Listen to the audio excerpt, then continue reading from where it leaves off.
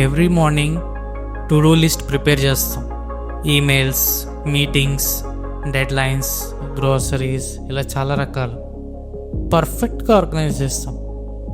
Blue పెన్లో work items కొన్ని, red పెన్లో urgent tasks కొన్ని, అలా డిఫరెంట్ కేటగిరీస్కి డిఫరెంట్ కలర్ కోడింగ్ ఇస్తాం. స్టిక్కీ నోట్స్ మెయింటైన్ చేస్తాం.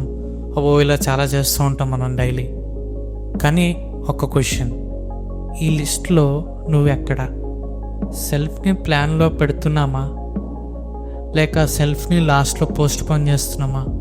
మనం ఎప్పుడు బిజీ ఉంటాం, ప్రొడక్టివ్గా అనిపిస్తుంది, but end of the day mentally empty, emotionally drained.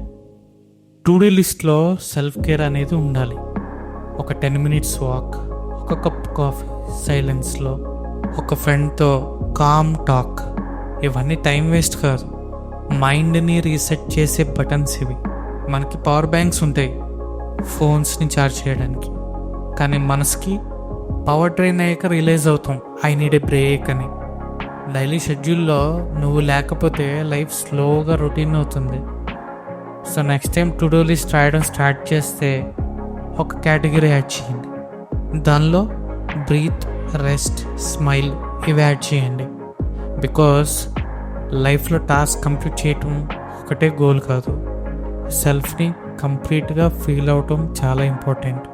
అందుకే టు డూలో నువ్వు ఉండాలి. అదర్వైజ్ టు డూ లిస్ట్ అయితే కంప్లీట్ అవ్వచ్చు, బట్ నువ్వైతే ఇన్కంప్లీట్గా ఉంటావు.